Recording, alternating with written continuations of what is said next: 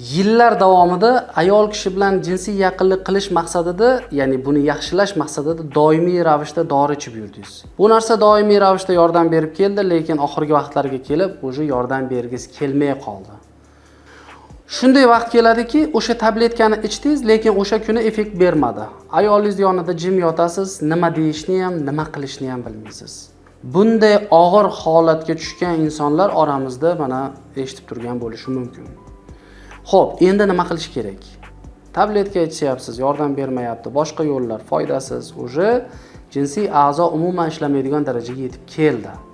Lekin xulosa qilishga, xafa bo'lishga, bosh qotirishga hali erta. Sababi hozirgi zamonaviy tibbiyotda bu narsani to'laqonli sizlar kutgandan ham ko'ra yaxshiroq yechimlari bor. Bugun yechim haqida gaplashamiz va uni orasida aynan 3 ta ma'lumotni gaplashib o'tib ketamiz. Xo'p, birinchisi, nima uchun ba'zi bir erkaklarda tabletkalar effekt bermay qoladi?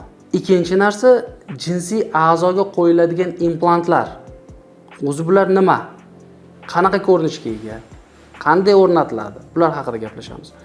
Uchinchisi va eng muhim tomoni, aynan mana shu implant operatsiyalarini o'tkazgan bemorlarda hayoti qanaqa o'zgardi? Jinsiy hayot sifati qanday ketyapti? Bular haqida gaplashamiz. Bu videoni oxirigacha ko'ringlar, sababi ko'pchilik bilmaydigan bitta narsa bor va aynan mana shu haqida videoni oxirida gapirib o'tib ketaman. Tabletkalar nima sababdan ishlamay qolyapti? Buning eng asosiy sabablari ba'zi bir bemorlarda jarayonlar, yomonlashish jarayoni yo'lda ketyapti hali. Vaqt o'tgan sari yomonlashib boraveradi va o'sha tabletkani kuchi yetmay qoladi. Ikkinchisi, kimlardadir tabletkaga o'rganib qolish holati bo'ladi. Lekin psixogen omil eng asosiy faktorlardan biri bo'ladi jinsiy holat turmay qolishiga. Nimadir sabab bo'ldi, charchoq, boshqa holat bo'ldi, o'zi tabletka zo'rg'a ishlab turgan bo'lsa-yu, siz o'sha tabletkani ichdingiz, bir marta effekt bermadim, bo'ldi, sizning miyangizda o'sha zapis bo'ladi bu narsa.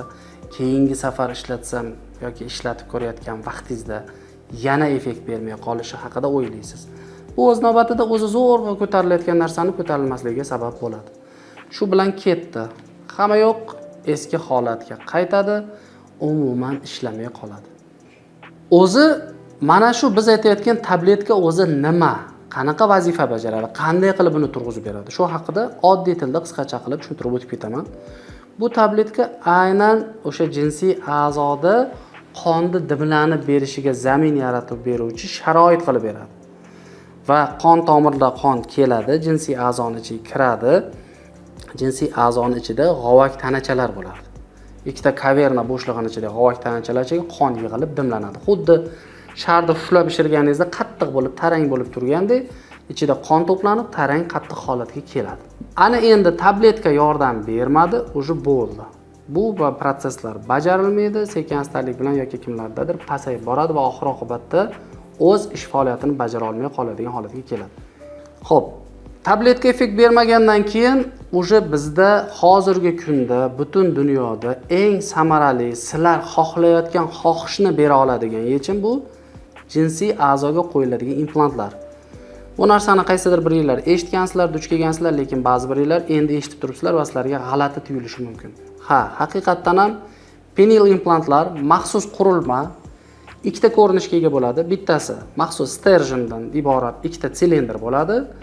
Bittasi esa 3 ta komponentdan tashkil topgan aynan knopkali mexanizmda boshqariladigan qurilma hisoblanadi.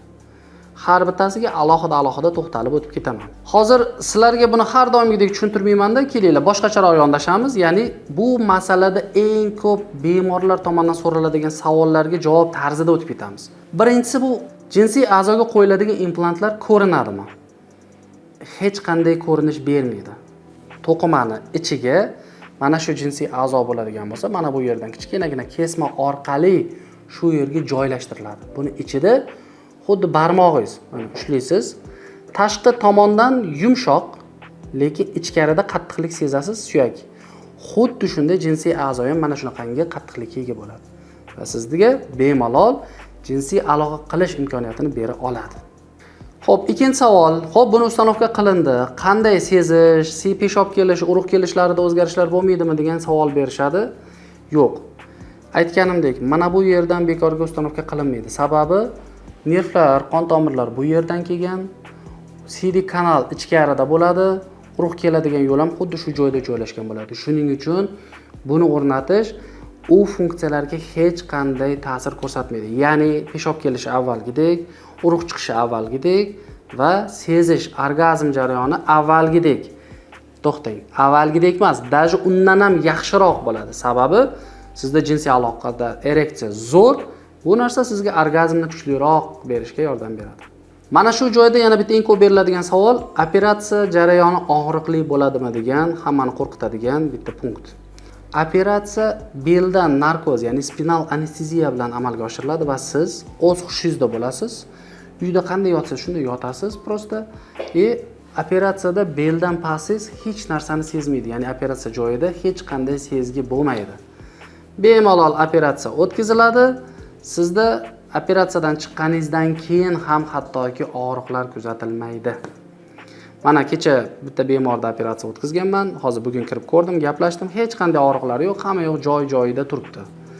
Ya'ni bu degani operatsiyada og'riqdan qo'rqadiganlar ham bu mavzuda qo'rqishga hech qanday asos ko'rinmaydi. Shuning uchun tashvishga o'rin yo'q. O'zingizlar ham bilishinglar mumkin, mana statistikani aytaman. Agarda haqiqatan og'riqli jarayon bo'lganda, biz shu vaqtgacha eng ko'p, mana O'zbekistonda eng katta tajriba, ya'ni 500 dan ortiq operatsiyani qilmagan bo'lardik bu yo'nalishda. Yana bitta qiziq savol qolib ketdi bu yerda, ya'ni implant o'rnatilgandan keyin u qancha vaqt xizmat qiladi? Qachondir nimadir travma olib yoki qanaqadir sinib qolishi mumkinmi va sinib qolsa nima qilinadi degan savollar beriladi ko'pincha. Implant operatsiyasidan keyin, implant o'rnatilgandan keyin bemorlarda bir umr xizmat qiladi deb aytsak bo'ladi. Sababi hozirgi dunyo statistikasini oladigan bo'lsak, 85% ga yaqin bemorlarda haligacha o'sha qo'yilgan qachondir o'rnatilgan implantlar xizmat qilib kelyapti umrining oxirigacha. Endi ikkinchi masala, agar hayotingiz davomida qanaqadir travma yoki nimadir noto'g'ri holatlar natijasida bu sinib qolsa, ya'ni bir komponentli implant yoki mexanizmda buzilish holati kuzatilib qolsa, unda nima qilinadi? Xuddi implant o'rnatilgani kabi o'sha implantni olib tashlab, o'rniga boshqasi o'sha zahoti qo'yiladi. Bu ham unaqangi hech qanday murakkablik, qiyinchilik darajasini tashkil qilmaydi va siz bu implant bilan xuddi o'zingizni bir a'zoyingizdek yashashingiz mumkin. Bunga bitta misol aytaman. Hozirgi kunda tishga implant o'rnatiladi. Mana implant oranglarda tishiga implant o'rnatganlar bor. Shular o'zingizlar uchun his qilsanglar bo'ladi, sizlarni tananglarni bir a'zosiga aylanib bo'lgan. Sizlar uchun hech qanday bir noto'g'ri, noqulaylik tug'dirmaydi o'shalar. Xuddi shunaqa. Mana implant operatsiyasini o'rnatgan bemorlarning fikridan ham bir og'iz gapirib o'tib ketmoqchiman. Ya'ni bu yerda mana ko'p bemorlar bilan gaplashamiz, operatsiyadan oldingi holatini eshitamiz va operatsiyadan keyingi xulosalari, fikrlarini biz bilan ulashganda ularga ham e'tibor qaratamiz va shu narsani bilamiz. Nechta bemorga implant qo'ygan bo'lsak, deyarli 99% hozirgi kunda davolniy, ya'ni rozi. Operatsiya qo'ydirganidan o'zidan o'zi rozi. Ya'ni afsus qilgani yo'q. Nimaga bunday?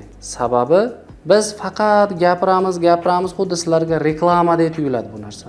Lekin aslini olganda bu sizlar uchun eng unikal yechim. Bu yerda asosiy maqsad bor. Ya'ni agar siz haqiqatdan ham hayotingizda qolgan qismini jinsiy aloqani tiklash va shu hayotda yashash maqsadingiz bo'ladigan bo'lsa, sizlar uchun bu eng optimal yechimga aylanadi. Mana kecha kuni bitta bemor bilan gaplashganimiz, yaqinda YouTube videomizga uni fikrlari ham chiqadi, ko'rishinglar mumkin. Bemorlar hayotda xuddi rangsiz televizordek tasavvur qiladi-da. Jinsiy aloqa bo'lmagan hayotni shunday tasavvur qiladi. Bu har bitta insonda o'zining temperamentiga bog'liq, xohishlariga. Va shu bemorlar aynan mana shu operatsiyadan keyin jinsiy aloqaga 1 oy, 1,5 oy o'tgandan keyin ruxsat beramiz va oradan 10 kun regular aloqadan keyin kelishadi va fikrini eshitamiz. Eshikdan kirib kelayotgan bemor biz o'zi yuz tuzilishiga qaraganimizda bilamiz, xursand kayfiyatda kirib keladi. Ya'ni baxtli o'tiradi, gaplashamiz va o'sha yerda aytadi. Biz ko'rib turgan oq-qora rangli fon o'sha rangli tusga kirdi degandek gapni qilishadi. Deyarli hammasini eshitamiz. Sababi inson uchun berilgan, Alloh tomonidan berilgan bir haligi nima deydi? Insonni xohishlarini ta'minlab bera oladigan eng yuksak narsalardan biri bu jinsiy aloqa hisoblanadi. Ya'ni odamda endorfinlarni eng ko'p ajratib bera oladigan jarayon ham aynan jinsiy aloqa hisoblanadi. Xo'p, shuning uchun agarda bu masalada qanaqadir savolinglar bo'ladigan bo'lsa, albatta yoki kommentariyada yozib qoldirish kerak yoki raqam qoldiramiz. O'sha raqam orqali bu savolinglarga bemalol javob topsanglar bo'ladi.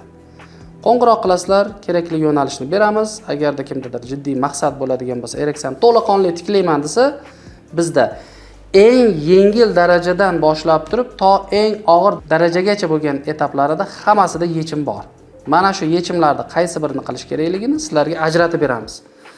Agarda tekshiruvlarda yengil daraja chiqadigan bo'lsa, kerakli muammoingizni bartaraf qilib, dori-darmoningizni yozib beriladi, nazorat qilinadi.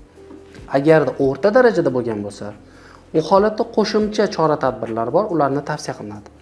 Agarda og'ir darajada bo'ladigan bo'lsa, sizlarga implant hamda uni ko'rinishlari, qanaqa etaplarda kechishi yana bir qator to'laqonli yuzma-yuz o'tirib gaplasha olamiz. Sizlar uchun eng to'g'ri yo'nalishdagi tashxis va sizlar kutgan sifatli davo chorasini biz kafolatlaymiz. Hammaga rahmat.